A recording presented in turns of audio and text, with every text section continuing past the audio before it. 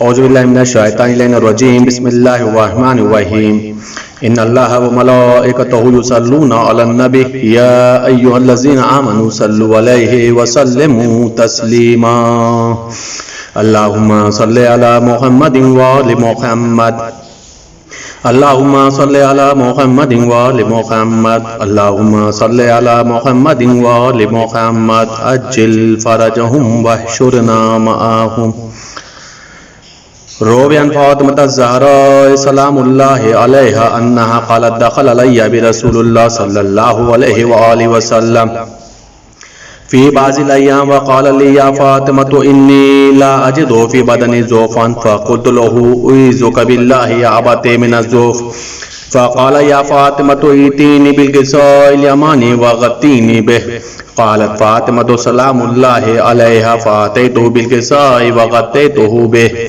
وسیرت انظر الیہ واذا وجهه یطلع نورا کانہ بدر فی لیلۃ تمامہ وکمالہ قالت فاطمة سلام اللہ علیہ فما كانت الا ساعة واذا بولد الحسن علیہ السلام قد اقبل وقال السلام علیک یا امہ فقلت علیک السلام یا قرۃ عینی وثمرۃ فؤادی فقال لی یا امہ انی اشم عندک رائحة طیبہ كان رائحة جد رسول الله صلى الله عليه وآله فقلت نعم إن جدك نائم تحت الكساء فقال الحسن عليه السلام نائب الكساء وقال السلام عليك يا جد السلام عليك يا رسول الله أتأذن لي أن أدخل معك تحت هذا الكساء فقال له نعم قد أذنت لك فدخل الحسن عليه السلام معه تحت الكساء قالت فاطمة سلام اللہ علیہ فما كانت الا ساعة واذا بولد الحسین علیہ السلام قد اقبل وقال السلام علیک یا امہ فقلت علیک السلام یا قرۃ عینی وثمرۃ فؤادی فقال یا امہ انی اشم عندک رائحة طیبہ كان رائحة جد رسول الله صلى الله عليه وآله فقلت نعم إن جدك وأخاك نائمان تحت هذا الكساء فادنا الحسین علیہ السلام نائب الکساء وقال السلام علیک یا جد السلام علیک یا من اختار اللہ اتأذن لی ان اکون معکما تحت هذا الكساء فقال له نعم قد اذنت لك یا حسین فدخل معهم الحسین تحت الكساء قالت فاطمة علیہ السلام فما كانت الا ساعة واذا بأبي الحسن علی علیہ السلام قد اقبل فقال السلام علیک یا بنت رسول اللہ فقلت علیک السلام یا امیر المؤمنین فقال یا فاطمة انی اشم عندک رائحة طیبہ كان رائحة اخی وابن امی رسول اللہ فقلت نعم هو ما ولدیک نائم تحت هذا الكساء فاقبل علی علیہ السلام نائب الكساء وقال السلام علیک یا من اختار اللہ اتأذن لی ان ادخل معکم تحت هذا الكساء قال نعم قد اذنت لك فدخل علی علیہ السلام معهم تحت الكساء قالت فاطمة سلام اللہ علیہا ثم اقبلت نحو الكساء وقلت السلام علیک یا ابتاه والسلام علیک یا رسول اللہ اتأذن لی ان ادخل معکم تحت هذا الكساء قال نعم قد اذنت لك فدخلت معهم تحت الكساء قالت فاطمة فلما اكتملنا جميعا تحت الكساء قال الله تعالى اعلموا يا ملائكتي وسكان السماوات وعزتي وجلالي اني ما خلقت سماء مبنية ولا ارضا مدهية ولا قمرا منيرا ولا شمسا مضيئة ولا فلكا يدور ولا بحرا يجري ولا فلكا يسري الا في محبة هؤلاء الخمسة الذين هم تحت الكساء فقال جبرائيل عليه السلام يا رب ومن تحت الكساء قال الله تعالى هم اهل بيت النبوة ومعدن الرسالة وهم فاطمة وابوها وبالها وبنوها فقال جبرائيل يا رب اتأذن لي ان اهبط الى الارض لأكون معهم سادسا فقال الله تعالى نعم قد اذنت لك فهبط الامين جبرائيل وأقبل نحو الكساء وقال السلام عليك يا رسول الله السلام عليك يا من اختار الله إن الله عز وجل يقرأك السلام ويخصك بالتحية والإكرام ويقول لك وعزتي وجلالي إني ما خلقت سماء مبنية ولا أرضا مدهية ولا قمر منيرا ولا شمس مزية ولا فلكا يدور ولا بحرا يجري ولا فلكا يسري إلا لأجلكم ومحبتكم وقد أذن لي أن أدخل معكم تحت هذا الكساء فهل تأذن لي أنت يا رسول الله أن أدخل معكم فقال قد أذنت لك فدخل جبرائيل معهم تحت الكساء وقال لهم إن الله قد أوحى إليكم يقول إنما يريد الله ليذهب عنكم رجس أهل البيت ويطهركم تطهيرا. فقال علي عليه السلام يا رسول الله أخبرني ما لجلوسنا هذا تحت الكساء من الفضل عند الله تعالى.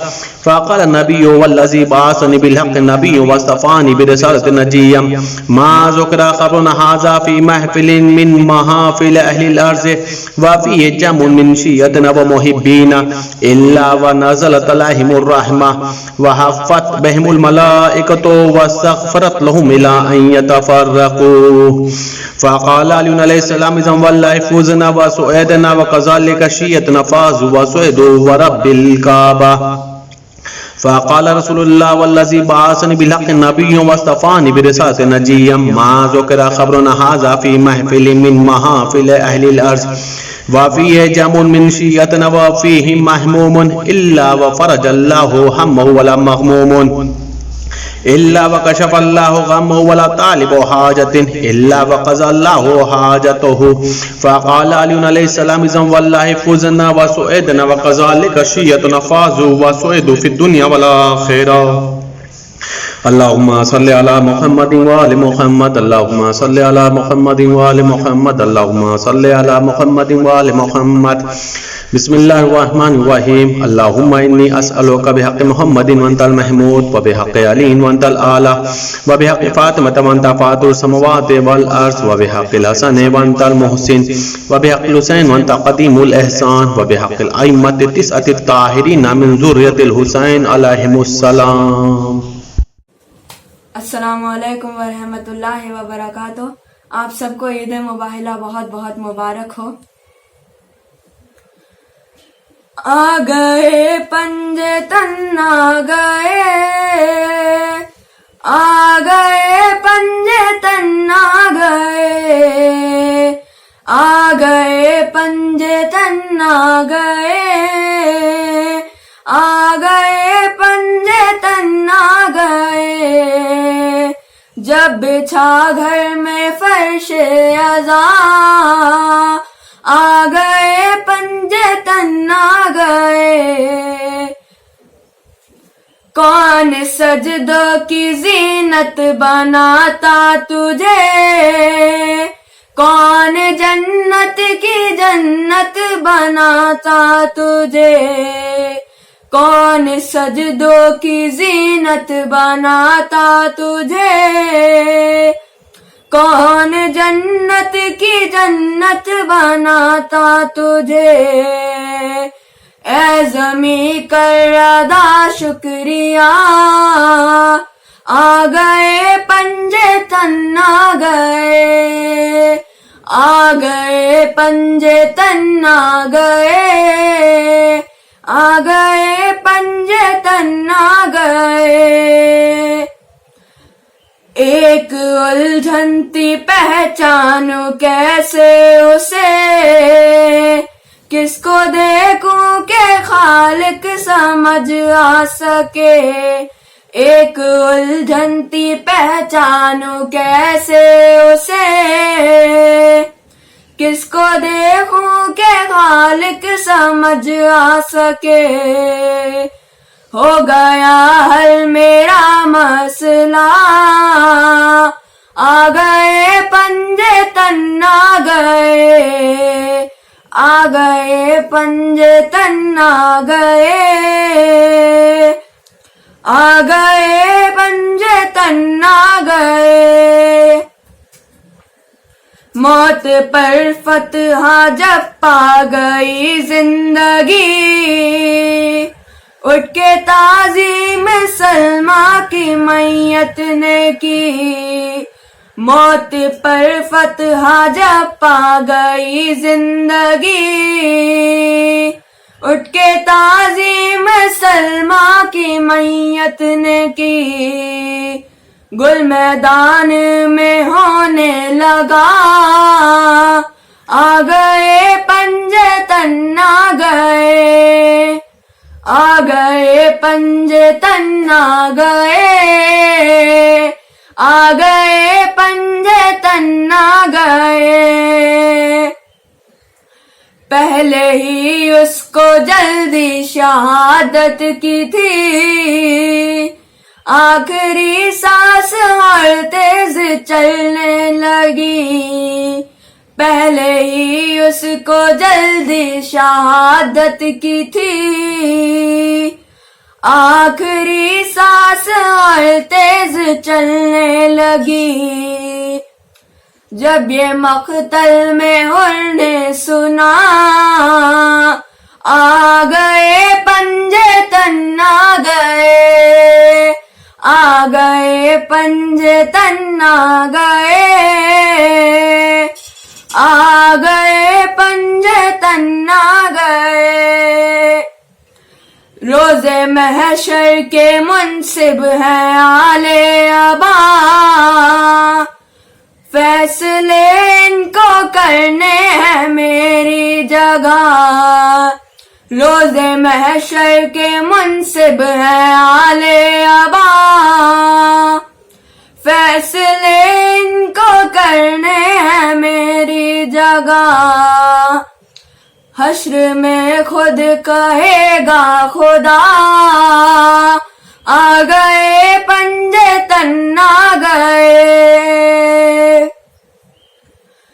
اکبر و قاسم و زینب و باوفا، ساتھ سرور کے پہنچا جو یہ قافلہ، اکبر و قاسم و زینب و باوفا، ساتھ سرور کے پہنچا جو یہ قافلہ، برملا کے اٹھی کربلا، آ گئے پنجے تن آ گئے، آ گئے پنجے تن آ گئے، آ گئے پنجے تن آ گئے، میری نسبت ہے لال تطہیر سے، بولی آیت کے جلدی سے لے چل مجھے،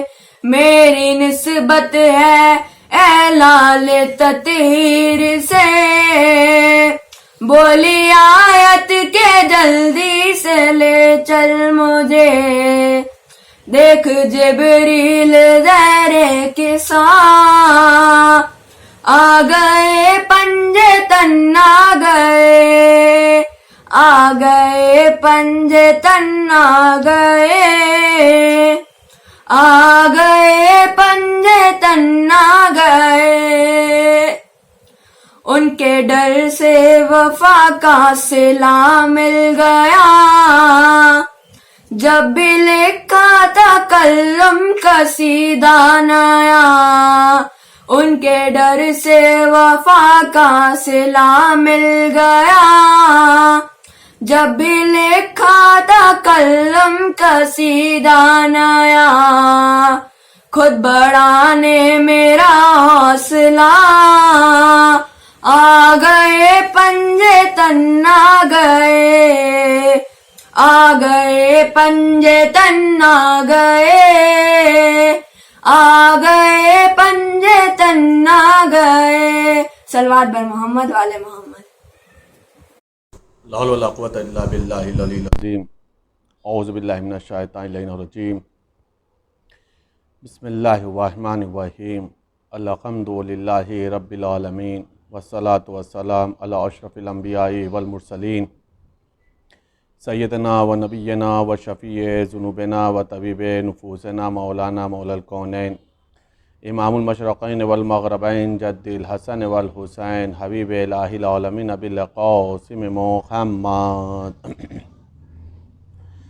وعلی آل بیتہ الطیبین الطاہرین المعصومین المظلومین المنتخبین المنتجبین اما بعد فقد قال اللہ تبارک و تعالی فی القرآن الکریم وہو اصدق القائلین وقولہ الحق بسم اللہ الرحمن الرحیم یا ایہا الذین آمنوا اتقوا اللہ وکونوا مع الصادقین۔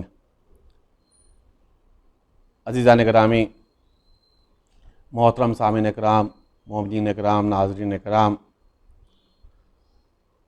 آپ سب کو عید مباہلہ بہت بہت مبارک، اور ہم سب کی طرف سے امام زمانہ عجل اللہ تعالیٰ فرجہ شریف کی بارگاہ میں بھی عید مباہلہ کی تہنیت اور تبریک پیش کرتے ہیں۔ عید مباہلہ اس عید کا نام ہے جو مسیحیت پر اسلام کی فتح کا نام۔ عید مباہلہ وہ ہے کہ جس میدان مباہلہ کو تلوار کے ذریعے سے نہیں، کردار کے ذریعے سے فتح کیا گیا۔ میدان مباہلہ اکیلا میدان ہے تاریخ اسلام کے اندر کہ جس میں صرف اور صرف ایک طرف سے معصومین نے شرکت کی ہے۔ میدان مباہلہ اکیلا میدان ہے عزیزان گرامی کہ جس میں جو شرکت کیے ہیں وہ سب کے سب سید ہیں۔ ایک سید الانبیاء ہے، ایک سید الاوصیاء ہے، ایک سیدۃ النساء العالمین ہے، اور دو سیدہ شباب اہل الجنہ ہیں۔ یہ میدان مباہلہ اکیلا میدان ہے کہ جہاں پر کچھ بولا نہیں گیا، صرف اور صرف چہرے کے ذریعے سے فتح ہو گئی۔ میدان مباہلہ وہ ہے، اس فتح کا نام ہے عید مباہلہ، اس تاریخ کا نام ہے 24 ذی الحجہ، کہ جس میدان کو فتح کرنے کے لیے چھوٹے معصوم اپنے گھر سے لے کر کے اپنے گھر کے سب سے بزرگ معصوم تک نے شرکت کی ہے، یعنی پیغمبر اپنے خانوادے کے سب سے بزرگ اور حسین اپنے خانوادے کے سب سے چھوٹے۔ عزیزان گرامی، میدان مباہلہ اس میدان کا نام ہے کہ جس میں انہی لوگوں نے شرکت کی ہے جنہوں نے کسائے یمانی میں شرکت کی تھی۔ میدان مباہلہ وہ ہے کہ جہاں پر قرآن اور اہل بیت دونوں ایک ساتھ نظر آ رہے ہیں۔ ویسے تو قرآن اور اہل بیت ہمیشہ سے ایک ساتھ ہیں، ایک ساتھ رہیں گے، کبھی اس میں جدا نہیں ہو سکتے، جیسا کہ حدیث ثقلین میں خدا کے رسول نے پہلے بھی ارشاد فرما رکھا ہے۔ آج جو ہمیں گفتگو کرنی ہے وہ عید مباہلہ کے سلسلے سے، میدان مباہلہ کے سلسلے سے، مباہلہ کیوں ہوا، کیسے ہوا، کن کے بیچ میں ہوا، مباہلے کا سبب کیا تھا، یہ سارے وہ چیزیں ہیں کہ جس کے اوپر آج ہمیں گفتگو کرنی ہے۔ عزیزان گرامی، قرآن کریم کے اندر خداوند عالم ارشاد فرما رہا، یا ایھا الذین آمنوا اتقوا اللہ وکونوا مع الصادقین، اے ایمان والو تقوی الہی کو اختیار کرو اور سچوں کے ساتھ ہو جاؤ۔ اے ایمان والو تقوی الہی کو اختیار کرو اور سچوں کے ساتھ ہو جاؤ۔ عربی کے اندر ایک لفظ آتا ہے صادق، ایک لفظ آتا ہے صدیق، ایک لفظ آتا ہے صادق اور ایک لفظ آتا ہے صدیق، اور ایک لفظ صدیق سے بھی بلند آتا ہے جسے کہتے ہیں صدیقہ اکبر، یا خاتون کے لیے کہا جاتا ہے صدیقہ کبریٰ۔ عزیزان گرامی، یہ تین لفظیں ہیں، صادق کے معنی بھی سچ، صدیق کے معنی بھی سچ، اور صدیق اکبر جو اس سے بھی زیادہ بلند و بالا درجہ ہے۔ اگر آپ قرآن کی اس آیت کو دیکھیں تو یہاں پر اللہ نے صادقین کے ساتھ ہونے کا حکم دیا ہے، اے ایمان والو تقوی الہی کو اختیار کرو اور سچوں کے ساتھ ہو جاؤ۔ اس کا مطلب کچھ لوگ ایسے ہونے چاہیے، کچھ افراد ایسے ہونے چاہیے کہ جو اوپر سے لے کر کے نیچے تک سب کے سب صادق ہی صادق ہوں. ایک کا مسئلہ نہیں ہے، صادقین یہ جمع کا صیغہ ہے. صادقین یہ جمع کا صیغہ ہے، یعنی ایک صادق کی بات نہیں ہو رہی ہے، پورے کچھ افراد ہیں، چند افراد ہیں جو سب کے سب سلسلے وار پوری فہرست جو ان کی ہے وہ سب کے سب صادق ہیں. اب وہ صادقین کی جماعت کو کہاں تلاش کیا جائے، وہ صادقین کو کہاں پر دیکھا جائے کہ وہ کون لوگ ہیں؟ عزیزان گرامی، اگر صادقین معلوم کرنا ہے، اور وہ بھی ایسا خانوادہ، ایسا گھرانہ کہ جہاں اوپر سے لے کر کے نیچے تک پورے کا پورا سلسلہ صادقین کا ہو، تو یہ خانوادہ کہیں نہیں ملتا، یہ گھرانہ کہیں نہیں ملتا، یہ قبیلہ کہیں نظر نہیں آتا. یہ معصوم ہی کا قبیلہ ہے، اس کا سلسلہ رسول سے شروع ہوتا ہے اور حضرت امام زمانہ عجل اللہ تعالی فرجہ الشریف پر اختتام پذیر ہوتا ہے. رسول اپنے زمانے کے صادق، امیر المومنین صادق، امام حسن مجتبیٰ صادق، امام حسین شہید کربلا صادق، شہزادی کونین صادقہ صدیقہ کبریٰ. عزیزان گرامی، یہ پورا کا پورا سلسلہ وہ ہے جو صادقین کا ہے. انہی لوگوں کے ساتھ قرآن کہہ رہا ہے کہ تم ان لوگوں کے ساتھ ہو جاؤ. اس کا مطلب کیا ہے؟ ایمان لے آؤ، تقوی الہی کو اختیار کرو، اور اس کے بعد تمہیں کسی اور دروازے پر جانے کی ضرورت نہیں ہے، کسی اور سے متمسک ہونے کی ضرورت نہیں ہے. اگر چاہتے ہو کہ ایمان تمہیں فائدہ پہنچائے، اگر چاہتے ہو تقوی الہی تمہیں فائدہ پہنچائے، تو تمہاری ذمہ داری یہ ہے کہ ایمان و تقوی کے بعد ادھر ادھر جانے کی ضرورت نہیں ہے. در آل محمد سے متمسک ہو جاؤ، دامن اہل بیت سے متمسک ہو جاؤ، اس لیے کہ یہی صادقین کا گروہ ہے جن کے سبب سے تمہاری نجات کی ضمانت رکھی گئی ہے. اب مسئلہ ہے عزیزان گرامی، میں نے بولا کہ ایک صادق ہے، دوسرا صدیق ہے. قرآن کریم کے اندر خداوند عالم نے جناب ابراہیم کو صدیق النبی کہا ہے، صادق النبی یعنی صدیق النبی کہا ہے. جناب ادریس پیغمبر کو قرآن کریم نے صدیق کہا ہے، صدیق النبی کہا ہے. قرآن کریم میں جناب یوسف کو اللہ نے صدیق کا، یوسف ایھا الصدیق، یوسف وہ ہے جو صدیق ہے. ایک طرف صادقین ہیں، ایک طرف صدیق ہے. یہ الگ مسئلہ ہے عزیزان گرامی کہ خداوند عالم نے اہل بیت اطہار علیہ السلام کو صادق بھی رکھا ہے اور صدیق بھی بنایا. اہل بیت اطہار علیہ السلام کو اللہ نے صادق بھی بنایا ہے، اور اہل بیت ہی اطہار علیہ السلام کو اللہ نے صدیق بنایا ہے. اسی لیے تو مولا متقیان حضرت علی ابن ابی طالب علیہ السلام نے فرمایا تھا، انا صدیق اکبر، میں ہی صدیق اکبر ہوں، انا فاروق اعظم، میں ہی حق و باطل میں فرق کرنے والا ہوں.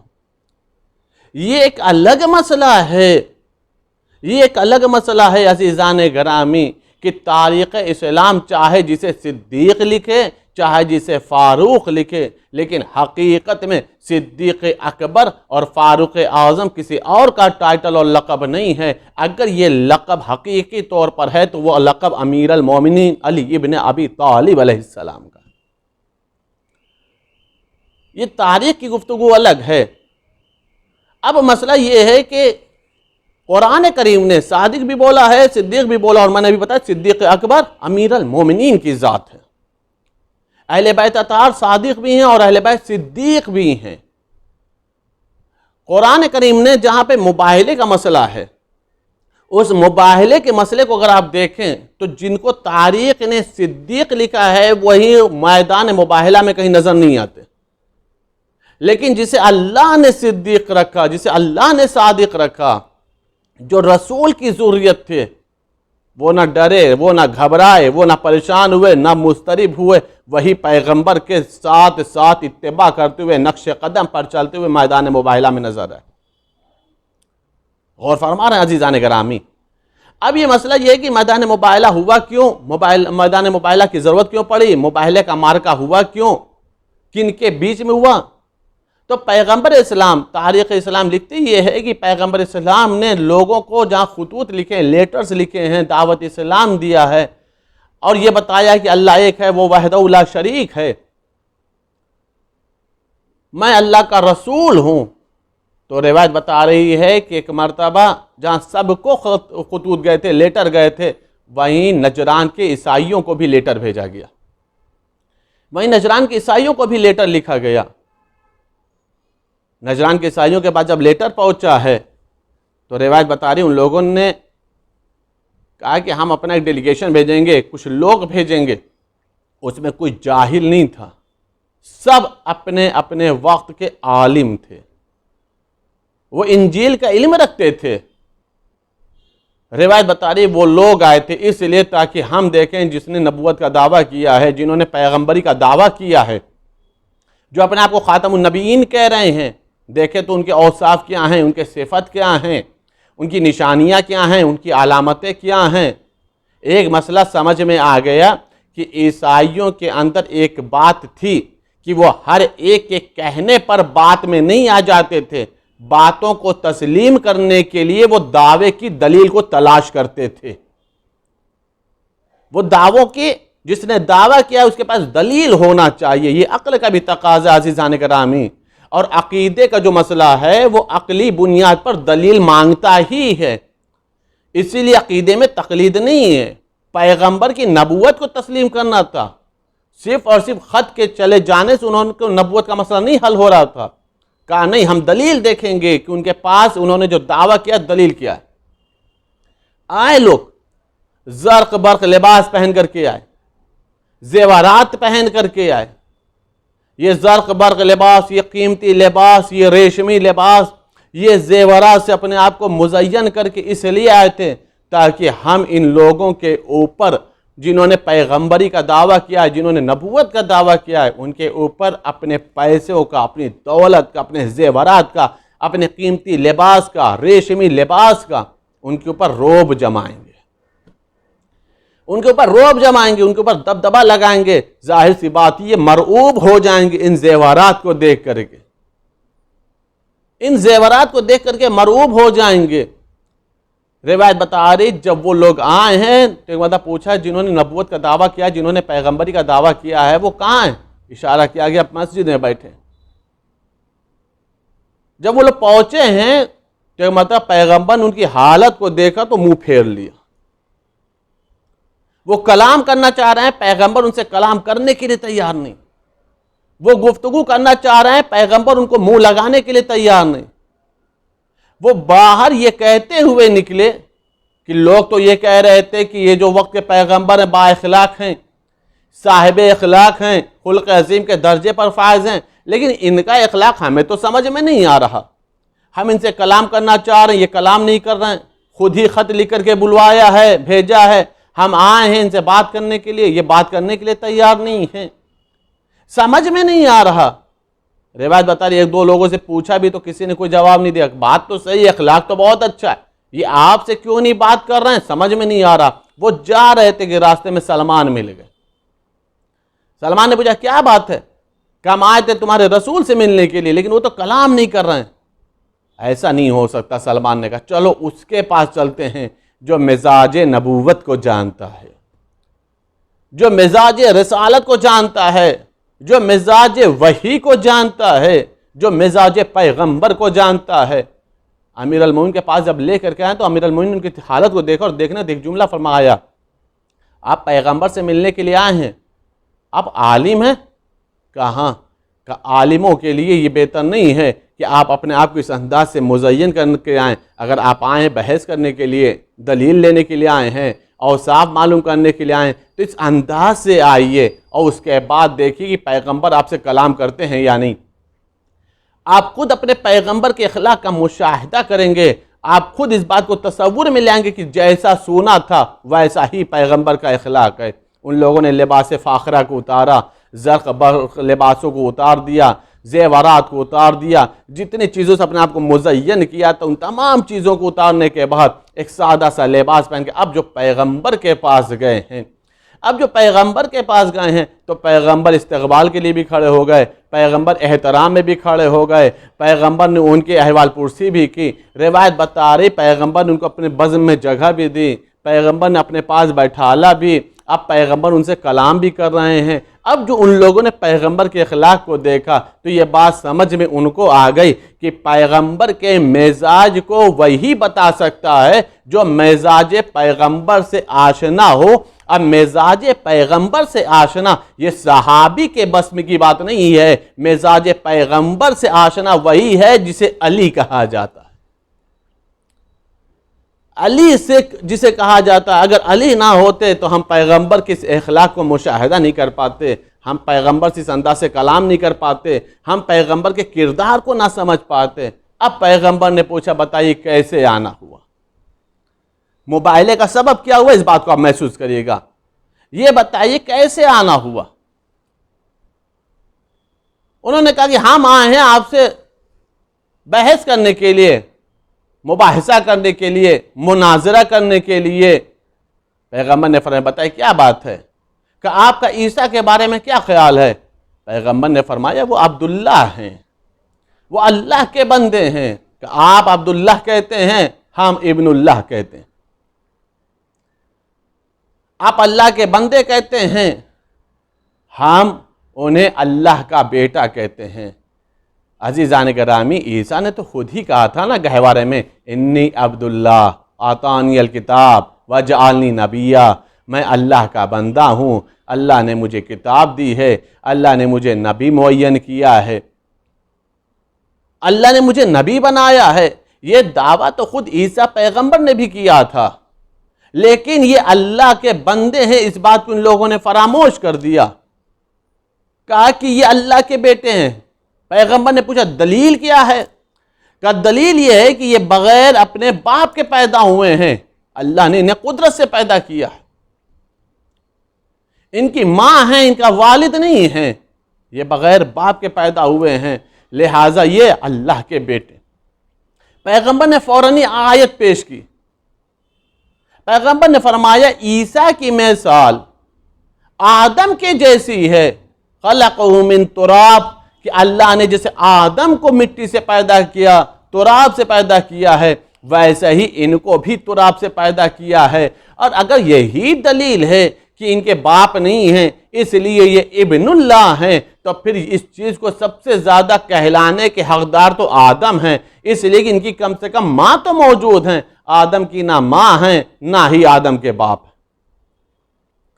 آدم تو ابو البشر ہیں، تمام بشر کے باپ ہیں.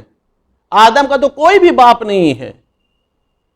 اگر یہی معیار بنا رہے ہو، یہی اصول بنا رہے ہو، یہی قانون بنا رہے ہو، تو اس چیز کے سب سے زیادہ حقدار جو ہیں وہ کون ہیں؟ جناب آدم ہیں. روایت بتا رہی کہ پیغمبر دلیل پیش کر رہے ہیں. پیغمبر نے فرمایا کہ ان کی مثال ویسے ہی ہے جیسے آدم کی، کہ اللہ نے آدم کو تراب سے پیدا کیا، ان کو بھی تراب سے پیدا کیا ہے. عزیزان گرامی، دل چاہتا ہے روک کر کے ایک جملہ عرض کروں کہ اللہ نے بھی قرآن میں کس انداز اور فصاحت اور بلاغت کے ساتھ آیت رکھی ہے، عیسائیوں کو سمجھانے کے لیے کیا معیار بنایا ہے اور کیا لفظیں رکھی ہیں. کیا فرمایا؟ عیسیٰ کی مثال آدم کی ہے کہ جیسے آدم کو اللہ نے تراب سے بنایا ہے ویسے ہی اللہ نے عیسیٰ کو بھی تراب سے بنایا ہے. اکثر و بیشتر یہ مسئلہ سوال اٹھایا جاتا ہے، اکثر و بیشتر یہ سوال کیا جاتا ہے کہ سمجھ میں نہیں آتا، شیعہ علماء، شیعہ ذاکرین، شیعہ خطبہ اکرام علی کو انبیاء سے افضل کیسے کہہ دیتے ہیں، علی کو انبیاء سے افضل بنا دیتے ہیں، کہتے ہیں کہ علی سوائے خاتم النبیین کے تمام انبیاء سے افضل ہیں. بات سمجھ میں نہیں آتی، وہ نبی ہیں، یہ علی ہیں، معیار سمجھ میں نہیں آتا، کیوں افضل مانتے ہیں؟ بھائی قرآن کی اگر اسی آیت کو تم سمجھ لو تو سمجھ میں آ جائے گا کہ علی کتنا زیادہ افضل ہیں. علی آدم سے بھی افضل ہیں، علی عیسیٰ سے بھی افضل ہیں. کیا دلیل کیا ہے؟ کہ اللہ خود ہی کہہ رہا ہے کہ عیسیٰ کی مثال آدم کے جیسی ہے کہ جیسے اللہ نے آدم کو تراب سے بنایا ہے اسی طریقے سے عیسیٰ کو بھی تراب سے بنایا ہے. اس کا مطلب یہ ہے کہ آدم بھی تراب ہیں، عیسیٰ بھی تراب ہیں، لیکن عزیزان گرامی ابو طالب کا بیٹا تراب نہیں ہے. ابو طالب کے بیٹے کو ابو تراب کہا جاتا ہے. علی کا بیٹا تراب نہیں ہے، علی کے ابو طالب کا بیٹا تراب نہیں ہے. ابو طالب کے بیٹے کا لقب ابو تراب ہے۔ اس آیت سے بہرحال یہ بھی ایک بات سمجھ میں آ گئی کہ علی انبیاء سے افضل ہیں۔ اگر صرف اور صرف اسی ایک آیت کو سمجھ لو تو بھی تمہیں مسئلہ حل ہو جائے گا، تو بھی تم بات سمجھ میں آ جاؤ گے۔ بحث ہوتی رہی، مباحثہ ہوتا رہا، مناظرہ ہوتا رہا، مذاکرہ ہوتا رہا، لیکن یہ ہیں کہ اپنی ہٹ درمی پر اڑے رہے۔ آیتیں پر آیتیں نازل ہو رہی، حجت تمام کی جا رہی، لیکن یہ ماننے کے لیے تیار نہیں تھے۔ روایت بتا رہی کہ جب یہ ماننے کے تیار نہیں تب اللہ نے آیت مباہلہ کو نازل فرمایا۔ اے میرے نبی، جب حجت تمام ہو گئی، علم آ چکا، اب ان سے کہہ دو ابناءنا و ابناءکم، نساءنا و نساءکم، انفسنا و انفسکم، ثم نبتہل فنجعل لعنت اللہ علی الکاذبین۔ علم آ گیا، حجت تمام ہو گئے، اب ان سے کہہ دو چلو مباہلہ کر لیں، چلو مباہلہ کر لیں۔ مباہلے میں کیا ہوگا؟ تم اپنے بیٹوں کو لے آؤ، ہم اپنے بیٹوں کو لے آئیں، تم اپنی عورتوں کو لے آؤ، ہم اپنی عورتوں کو لے آئیں، تم اپنے نفسوں کو لے آؤ، ہم اپنے نفسوں کو لے آئیں، اور اس کے بعد جھوٹوں پر اللہ کی لعنت کی جائے۔ یہ جو میدان ہے، یہاں پر اللہ نے جھوٹ اور سچ کا مسئلہ رکھا، صدق اور کذب کا مسئلہ رکھا، اور اس چیز کے لیے معیار بنایا ہے۔ مباہلہ ہوگا، کس کو لے کے آنا؟ بیٹوں کو لے آؤ تم، ہم بھی لے آئیں، عورتوں کو لے آؤ تم، ہم بھی لے آئیں، نفسوں کو لے آؤ تم، ہم بھی لے آئیں، اور اس کے بعد جھوٹوں پر اللہ کی لعنت کی جائے۔ آیت سے ایک بات اور پہلے سمجھا دوں عزیزان گرامی،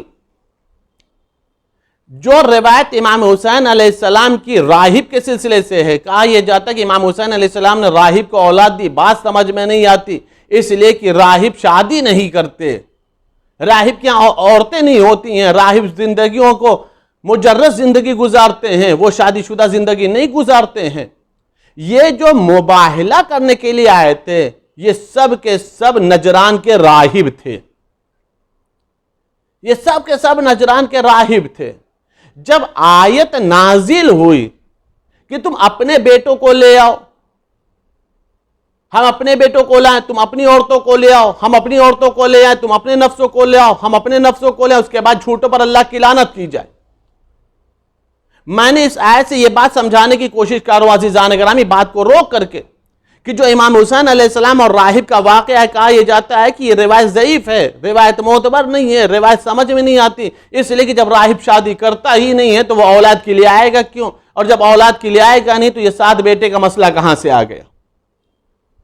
مباہلے نے ایک مسئلہ حل کر دیا کہ اگر راہب کے ہاں عورتیں نہ ہوتی، راہب کے ہاں شادیاں نہ ہوتی، تو مباہلے سے پہلے راہبوں کو کہنا چاہیے تھا، اے محمد بن عبداللہ، آپ کی بات کیسی بات ہے؟ آپ کو معلوم ہے ہم راہب ہیں، ہم شادی کرتے نہیں ہیں، جب شادی کرتے نہیں تو ہم اپنی عورتوں کو لے کر کے کیسے آئیں گے؟ لیکن انہوں نے مباہلہ کرنے کے لیے وقتی طور پر تیار ہوئے تھے، آیت کے اوپر اعتراض نہیں کیا تھا۔ آیت کے اوپر اعتراض نہ کرنا خود اس بات کی دلیل ہے کہ راہب بھی شادی کرتے ہیں، راہبوں کے یہاں بھی اولاد ہوتی ہیں، راہب بھی تمنائے اولاد رکھتے ہیں۔ عزیزان گرامی، وہ لوگ چلے گئے، آیت نازل ہو گئی، اب مسئلہ ہے مباہلے کا، کہ مباہلہ ہوگا، لانا کس کو ہے؟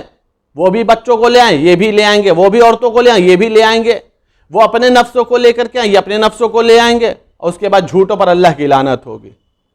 اللہ نے آیت میں ایک مسئلہ رکھا، یہ جتنی بھی آیت ہیں یہ سب کے سب آیتیں جمع کا صیغہ ہیں۔ ابنانا جمع کا صیغہ، نسانا جمع کا صیغہ، انفسنا جمع کا صیغہ، یعنی جتنا ممکن ہے بیٹے لے آؤ، جتنا ممکن ہو اپنے نفسوں کو لے آؤ، جتنا ممکن ہو اپنی عورتوں کو لے آؤ، جتنے تمہارے پاس ہے سب کو لے آؤ۔ جب جمع کا صیغہ تھا تو عزیزان گرامی شامل ہونے والے کی اکثریت کے چانس تھے، کثرت سے لوگ شامل ہو سکتے تھے، زیادہ سے زیادہ لوگ شامل ہو سکتے تھے۔ میں پوری ذمہ داری سے یہ بات عرض کر رہا ہوں عزیزان گرامی، اکیلی آئے مباہلہ ہے کہ جس کے لیے وہ لوگ جو آئے تطہیر میں بھی دوسروں کو شامل کرنے کی کوشش کرتے ہیں، یہ بھی ہیں، یہ بھی ہیں، ان کو بھی شامل کر دیں، ان کو بھی شامل کر دیں، قسم خدا کی ان کے بھی قلم یہاں پر آ کر کے رک گئے ہیں۔ وہ ہمت بھی نہیں کر پاتے ہیں کہ مباہلے کی آیتوں میں کسی اور کو مصداق بنا دیں، نہ عورتوں کے اعتبار سے، نہ مردوں کے اعتبار سے، نہ بچوں کے اعتبار سے، اس لیے کہ انہیں یہ بات خوب معلوم ہے کہ یہ میدان تلوار کا میدان نہیں ہے، یہ میدان کردار کا میدان ہے۔ یہاں پر وہی جائے گا جو کردار کے اعتبار سے صادق ہو، تحریر اور تاریخ کے اعتبار سے نہیں، جو زبان کے اعتبار سے صادق ہو، ایسا صادق ہو کہ اگر ارادہ کر لے تو زندہ مردہ ہو جائے، ایسے صادق ہو کہ اگر ارادہ کر لیں تو دیوار سونے کی ہو جائے، مٹی کی دیوار سونے کی ہو جائے، اگر ارادہ کر لیں تو جنت سے رضوان جنت لباس لے کر کے آ جائے، اگر ارادہ کر لیں تو درخت اپنی جگہ سے جنبش کر کے ان کے پاس آ جائے، اگر ارادہ کر لیں تو سنگریزے ان سے کلام کرنے لگیں، اگر ارادہ کر لیں تو چاند کے 2 ٹکڑے ہو جائیں، اگر ارادہ کر لیں تو سورج مغرب سے پلٹ آئے۔ ایسے لوگوں کی ایسا کردار لو کہ جن کا ارادہ مشیت کہلائے، جن کا ارادہ پروردگار کہلائے، جن کا عمل مرضی معبود کے مطابق ہو، جن کی نیت پاک ہو، جن کی زبان پاک ہو، جن کا کردار پاک ہو، جو سب کے سب عصمتی سانچے میں ڈھلے ہوئے ہوں، جو سب کے سب عصمتی پیکر والے ہوں، جن کی طینت ایک ہو، جن کی خلقت ایک ہو، جن کا وجود ایک ہو، جن کا نور ایک ہو، جو ہر زمانے کے اعتبار سے اپنے وقت کے محمد کہلاتے ہوں، ایسے لوگوں کی ضرورت تھی۔ لہذا روایت بتا رہی کہ صیغہ جمع کا ہے، ابنانا، بچوں کو لے آؤ، لیکن کسی صحابی نے بھی ہمت نہ کی کہ وہ جا کے پیغمبر سے کہہ دے کہ یا رسول اللہ نفسوں کی جگہ پہ مجھے لے لو، بیٹوں کی جگہ پر میرے بیٹوں کو لے لو، اور عورتوں کی جگہ پر میری زوجہ کو لے لو، یا میری بیٹی کو لے لو۔ بلکہ تاریخ میں تو ایک بیٹی ایسی ہے جو کبھی کسی میدان میں آ بھی چکی ہے۔ غور کریے گا عزیزان گرامی، ایک صحابی کی بیٹی تو بہرحال ایک میدان میں آ بھی چکی ہے، لیکن اس میدان میں آنا اور ہے، میدان مباہلہ میں آنا اور ہے۔ کسی نے بھی ہمت نہیں کی۔ اب ہے تو سب کے سب کشمکش میں کہ پیغمبر لے کر کے جائیں گے تو کس کو لے کر کے جائیں گے، اب نانا کی جگہ پہ کون جائے گا، انفسنا کی جگہ پہ کون جائے گا، نسانا کی جگہ پہ کون جائے گا، سب کے سب اپنی اپنی جگہ پہ سوچ رہے ہیں۔ پیغمبر مطمئن ہیں، علی مطمئن ہیں، زہرا مطمئن ہیں، حسنین مطمئن ہیں۔ جب صبح ہوئی ہے تو لوگوں نے ایک عجب ہی پرکشش منظر دیکھا، ایک عجب ہی منظر دیکھا، نورانی منظر دیکھا کہ پیغمبر خود بنفس نفیس چل رہے ہیں، ابنانا کی جگہ پر امام حسن کو لیے ہوئے ہیں، امام حسین کو گودی میں ہیں، امام حسن کی انگلی پکڑے ہوئے ہیں، نسانا کی جگہ پر شہزادی کونین ہیں، انفسنا کی جگہ پر امیر المومنین ہیں، اور ایک کے نقش قدم پر دوسرا کا نقش پڑ رہا ہے، ایک کے نقش قدم پر دوسرا اپنا قدم رکھ رہا ہے۔ اور میدان مباہلہ میں جب پہنچے ہیں تو ابھی یہ آئے بھی نہیں تھے کہ راہبوں نے آپس میں مشورہ کیا، آپس میں مشورہ سے ایک نتیجہ یہ نکالا، کہا کہ دیکھو اگر محمد مباہلے کے لیے اپنے اہل بیت کو لے کر کے آئیں تو خبردار مباہلہ نہ کرنا، لیکن اگر اصحاب کو لے کر کے آئیں اپنے خانوادے سے ہٹ کے کسی کو لے کر کے آئیں تو خوب مباہلہ کر لینا۔ عزیزان گرامی، جب یہ پنجتن پہنچے ہیں تو ایک مرتبہ جو اسقف نامی راہب تھا، جو عالم تھا، اس نے برجستہ اپنے ساتھیوں سے کہا ہرگز ہرگز مباہلہ نہ کرنا، اس لیے کہ میں ایسی صورتوں کو دیکھ رہا ہوں کہ اگر وہ اشارہ کر دیں تو پہاڑ اپنی جگہ سے ہٹتا ہوا نظر آئے۔ اگر تم نے مباہلہ کر لیا تو روئے ارض کے اوپر کوئی بھی عیسائی رہے گا نہیں، اس لیے کہ اگر انہوں نے لعنت کے لیے ہاتھ اٹھا لیا تو روئے ارض کے اوپر کوئی عیسائی نہیں رہے گا۔ عزیزان گرامی، اسقف نے سب کو منع کر دیا۔ کیوں کہا؟ کہ میں ایسے نورانی چہرے دیکھ رہا ہوں کہ اگر اشارہ کر دے تو پہاڑ ہٹ جائے۔ اگر انہوں نے مباہلہ کر دیا، اگر انہوں نے نفرین کر دیا، اگر انہوں نے دستے بددعا کو بلند کر دیا تو روئے ارض کے اوپر کوئی بھی عیسائی نہیں بچے گا، سب کے سب مسخ ہو جائیں گے، سب کے سب عذاب کے شکار ہو جائیں گے۔ عزیزان گرامی، دل چاہتا ہے ایک جملہ عرض کروں کہ کم سے کم چند روز کی ملاقات ہی سے صحیح، لیکن ان راہبوں کو پتہ چل گیا کہ نورانی مخلوق کیا ہے، اس کا اثر کیا ہے، اس کی قدرت کیا ہے، محمد والے محمد کی طاقت کیا ہے کہ اگر مباہلہ کر لیں گے تو مسخ ہو جائیں گے۔ سوچنے والی بات ہے، جب مباہلے والا عذاب پروردگار سے نہیں بچ سکتا تو اہل بیت سے مقابلہ کرنے والا کیسے بچ سکتا ہے؟ اہل بیت سے مقابلہ کرنے والا کیسے بچ سکتا ہے؟ عزیزان گرامی، غور فرمایا آپ نے، ان لوگوں نے کہا ہرگز ہرگز مباہلہ نہ کرنا۔ یہ جو میدان تھا، یہ جو معرکہ تھا، یہ کردار کا معرکہ تھا، کردار کا میدان تھا۔ کہا کہ ہرگز ان سے مباہلہ نہ کرنا۔ مباہلہ کینسل ہو گیا، مباہلہ کا ارادہ کینسل کر دیا ان لوگوں نے۔ کیوں؟ اس لیے کہ میں ایسی نورانی صورتوں کو دیکھ رہا ہوں، ایسی نورانی صورتوں کو دیکھ رہا ہوں۔ کون کون تھی نورانی صورتیں؟ ایک پیغمبر کی ذات تھی، ایک امام حسن کی ذات تھی، ایک امام حسین کی ذات اقدس تھی، ایک شہزادی کونین کی ذات اقدس تھی، ایک امیر المومنین کی ذات تھی۔ لیکن عزیزان گرامی، یہ چند روز کے لوگوں کو، چند روز کی ملاقات میں ان لوگوں کو یہ سمجھ میں آ گیا کہ پنجتن خاکی مخلوق نہیں ہے، نورانی مخلوق ہے۔ پنجتن خاکی مخلوق نہیں ہے، نورانی مخلوق ہیں۔ یہ چند روز کی ملاقات میں ان کو سمجھ میں آ گیا۔ عزیزان گرامی، اسی کو تو کہتے ہیں علم، اسی کو تو کہتے ہیں عرفان، کہ چند لمحے کی ملاقات، چند روز کی ملاقات سے انہیں سمجھ میں آ گیا کہ یہ خاکی مخلوق نہیں ہے، یہ نورانی مخلوق ہیں۔ ہمیں ان مسلمانوں کی عقلوں پہ رونا آتا ہے کہ ان مسلمانوں سے اچھے تو وہ عیسائی ہیں جنہوں نے چند روز میں سمجھ لیا کہ محمد ہم جیسے نہیں ہیں، محمد نور ہیں، ہم خاک ہیں۔ لیکن عزیزان گرامی، 1400 سال سے آج تک مسلمان کو سمجھ میں نہیں آیا جو یہ کہتا ہے محمد ہم جیسے، آج تک سمجھ میں نہیں آیا جو یہ کہتا ہے کہ محمد ہم جیسے ہیں۔ عزیزان گرامی، جب علم ہوتا ہے، جب عرفان ہوتا ہے تو انسان کے اوپر سے پردہ ختم ہو جاتا، پردہ ہٹ جاتا ہے، سمجھ میں آ جاتا ہے رہبر اور ہے، ہم اور ہیں، ہادی اور ہے، ہدایت حاصل کرنے والا اور ہے۔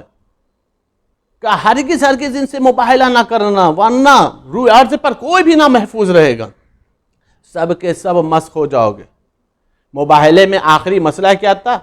لعنت اللہ علی الکاذبین، اللہ کی لعنت ہوگی کس کے اوپر؟ کاذبین کے اوپر، جو جھوٹے ہوں گے ان کے اوپر اللہ کی لعنت ہوگی۔ عزیزان گرامی، اب مسئلہ سمجھ میں آیا کہ صحابیوں نے ہمت کیوں نہیں کی، رسول کے گھر کے اندر کی خواتینوں نے ہمت کیوں نہیں کی، صحابیوں کے بیٹوں نے ہمت کیوں نہیں کی؟ اس لیے کہ انہیں اس بات کا علم ہے کہ اگر انہوں نے ہمت کر کے میدان مباہلہ میں قدم رکھ دیا تو آیت کے اس آخری ٹکڑے کے مصداق بن جائیں گے، آیت کے اس آخری ٹکڑے کے مصداق بن جائیں گے۔ اللہ کی لعنت ہو جھوٹوں کے اوپر۔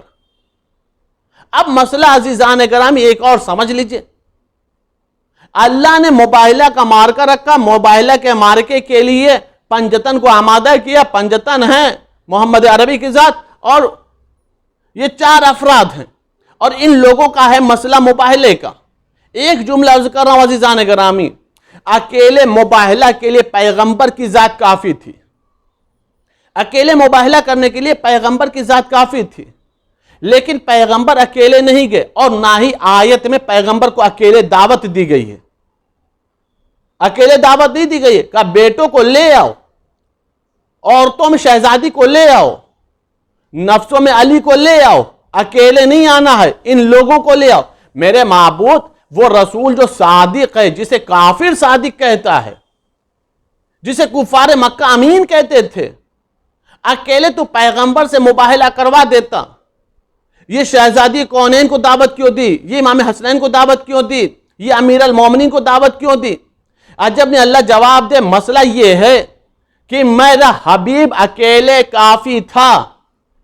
مباہلہ کے میدان کو فتح کرنے کے لیے، مباہلہ کے بارکے کو سر کرنے کے لیے، عیسائیوں کو شکست دینے کے لیے میرا حبیب اکیلے کافی تھا۔ لیکن مسئلہ یہ تھا کہ مجھے صرف اور صرف مباہلے کے فاتح نہیں بتانا ہے، قیامت تک کے صادق کو پہچانوانا ہے، اور قیامت تک کے کاذبین کو پہچانوانا ہے۔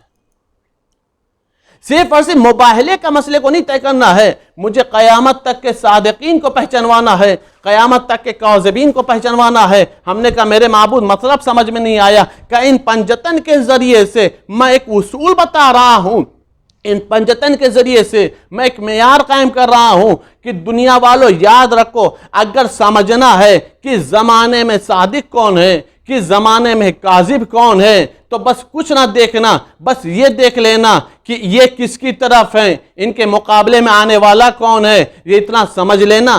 جب بھی یہ نظر آئیں گے تو یہ صادقین ہوں گے، ان کے مقابلے میں آنے والا ہوگا وہ کاذب ہوگا۔ اب کبھی بھی یہ بحث نہیں ہوگی، یہ کبھی بھی مباحثہ نہیں ہوگا، یہ کبھی بھی سوال نہیں اٹھایا جائے گا کہ علی صادق ہیں کہ نہیں صادق ہیں۔ اتنا یاد رکھنا، جب کبھی بھی علی کے مقابلے میں جو آئے گا وہ کاذب ہوگا، علی صادق ہوں گے۔ شہزادی کے مقابلے میں جو آئے گا وہ شہزادی صادق ہوں گی، مقابلے میں آنے والا کاذب ہوگا۔ حسن صادق ہوگا، حسن کے مقابلے میں آنے والا کاذب ہوگا۔ حسین صادق ہوگا، حسین کے مقابلے میں آنے والا کاذب ہوگا۔ سید سجاد صادق ہوں گے، مقابلے میں آنے والا کاذب ہوگا۔ محمد باقر صادق ہوں گے، مقابلے میں آنے والا کاذب ہوگا۔ امام جعفر صادق صادق ہوں گے، مقابلے میں آنے والا کاذب ہوگا۔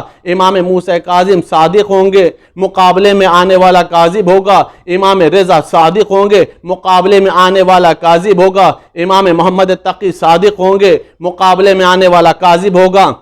امام علی نقی صادق ہوں گے، مقابلے میں آنے والا کاذب ہوگا۔ امام حسن عسکری صادق ہوں گے، مقابلے میں آنے والا کاذب ہوگا۔ حجت خدا آخر صادق ہوگا، مقابلے میں کوئی بھی آئے گا وہ کاذب ہوگا۔ بس اتنا سمجھ لینا، جب کبھی بھی دیکھنا ہو تو صادق کون ہے، کاذب کون ہے، بس یہی سمجھ لینا کہ محمد کی ذریت صادق ہے، مقابلے میں آنے والا چاہے یزید ہو یا کوئی بھی ہو اسے کاذب کہا جائے گا۔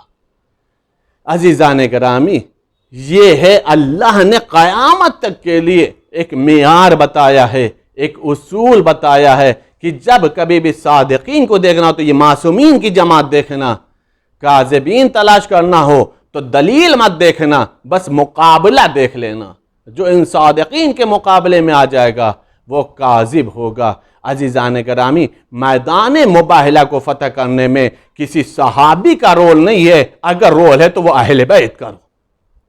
بس ایک آخری بات عرض کر رہا ہوں اور بات کو مکمل کر دوں۔ عزیزان گرامی، پیغمبر کے زمانے میں لاسٹ میں جب بستر مرض پہ پیغمبر تھے اور پیغمبر نے یہ کہا تھا لا قلم و کاغذ دے دو، میں ایسی تحریر کر دوں تاکہ تم میرے بعد گمراہ نہ ہونا، تو ایک شخص نے یہ کہا تھا ہمارے لیے قرآن کافی ہے، حسبنا کتاب اللہ، ہمارے لیے قرآن کافی ہے۔ مباہلے نے اس مسئلے کو بھی طے کر دیا، مباہلے نے اس مسئلے کو بھی طے کر دیا کہ اس کہنے والے کے دعوے میں سچائی کتنی ہے، یہ دعویٰ کہاں تک سچا ہے۔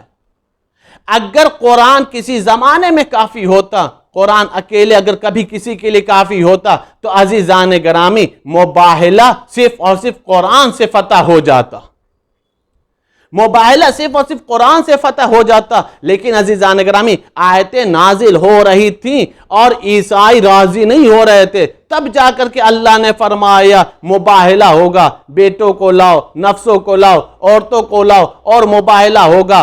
اللہ نے لوگوں کو قیامت تک کے لیے بیدار کر دیا کہ دنیا والوں یاد رکھو، جب پیغمبر کے زمانے میں، پیغمبر کی حیات میں بغیر اہل بیت کے قرآن کافی نہیں ہے تو پیغمبر کے بعد قرآن کیسے کافی ہو جائے گا؟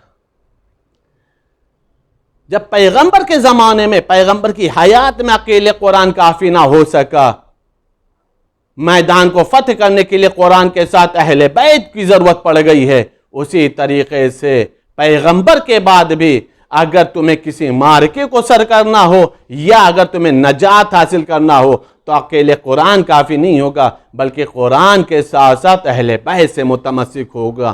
اگر قرآن اور اہل بیت کے ساتھ رہو گے تو تمہاری دنیا بھی آباد ہے اور آخرت بھی آباد ہوگی۔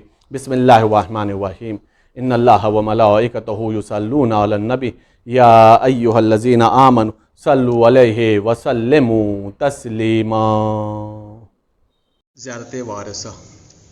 السلام علیکہ یا ابا عبداللہ، السلام علیکہ یا ابن رسول اللہ، السلام علیکہ ورحمۃ اللہ وبرکاتہ، السلام علیکہ یا وارث آدم صفوۃ اللہ، السلام علیکہ یا وارث نوح نبی اللہ، السلام علیکہ یا وارث ابراہیم خلیل اللہ، السلام علیکہ یا وارث موسیٰ کلیم اللہ، السلام علیکہ یا وارث عیسیٰ روح اللہ، السلام علیکہ یا وارث محمد حبیب اللہ، السلام علیکہ یا وارث امیر المؤمنین، السلام علیکہ یا ابن محمد المصطفیٰ، السلام علیکہ یا ابن علی المرتضیٰ، السلام علیکہ یا ابن فاطمۃ الزہراء، السلام علیکہ یا ابن خدیجۃ الکبریٰ، السلام علیکہ یا سار اللہ وابن سارہ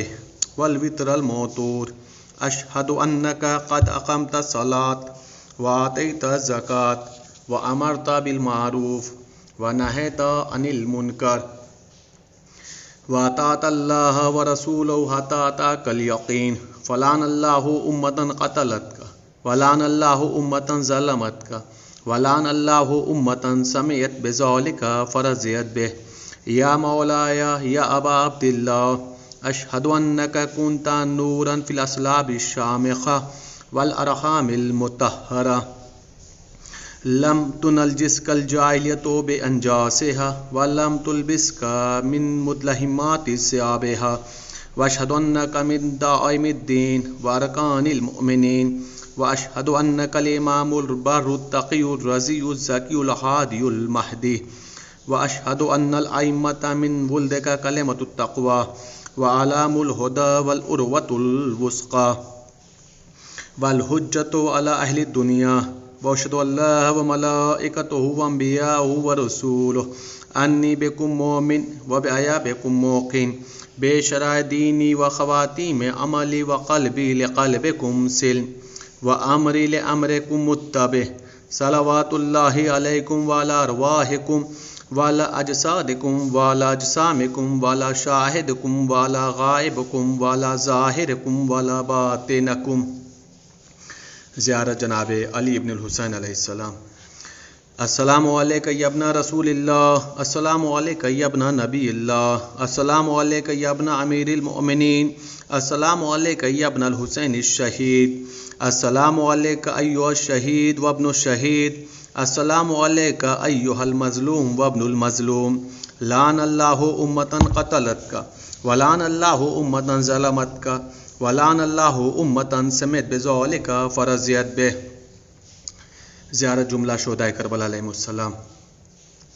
السلام علیکم یا اولیاء اللہ وحباؤہ، السلام علیکم یا اصفیاء اللہ وابداؤہ، السلام علیکم یا انصار دین اللہ، السلام علیکم یا انصار رسول اللہ، السلام علیکم یا انصار امیر المؤمنین، السلام علیکم یا انصار فاطمۃ الزہراء سیدۃ نساء العالمین، السلام علیکم یا انصار ابی محمد الحسن ابن علی ولی الناس، السلام علیکم یا انصار ابی عبداللہ، بے ابی انتم و امی طبتم وطابت الارض التي فيها دفنتم وفزتم فوزا عظیما فیا لیتنی کنت معکم فافوز معکم۔ زیارت جناب عباس علیہ السلام۔ السلام علیکہ یا مولا ابو الفضل عباس علیہ السلام، یا ابن امیر المؤمنین علیہ السلام، السلام علیکہ ایھا العبد الصالح المطیع للہ ولرسولہ، اشہد انک قد جاہدت ونصحت وصبرت حتی اتاک الیقین، لعن اللہ الظالمین لکم من الاولین والآخرین والحقم بدرک الجحیم۔ السلام علیکہ یا افضل الشہداء، السلام علیکم ورحمۃ اللہ وبرکاتہ۔ السلام علیکہ یا غریب الغرباء، السلام علیکہ یا معین الضعفاء والفقراء، السلام علیکہ یا شمس الشموس، السلام علیکہ یا انیس النفوس، السلام علیکہ یا سلطان العرب والعجم، السلام علیکہ یا ابو الحسن یا علی ابن موسیٰ رضا، السلام علیکم ورحمۃ اللہ وبرکاتہ۔ السلام علیکہ یا صاحب العصر والزمان، الامان الامان الامان من فتنۃ الزمان، السلام علیکہ یا شیخ القرآن، السلام علیکہ یا خلیفۃ الرحمن، السلام علیکہ یا امام زمانہ ھذا، عجل اللہ تعالی فرجک وسہل اللہ تعالی مخرجک وظہورک واجعلنا من اعوانک وانصارک ورحمۃ اللہ وبرکاتہ۔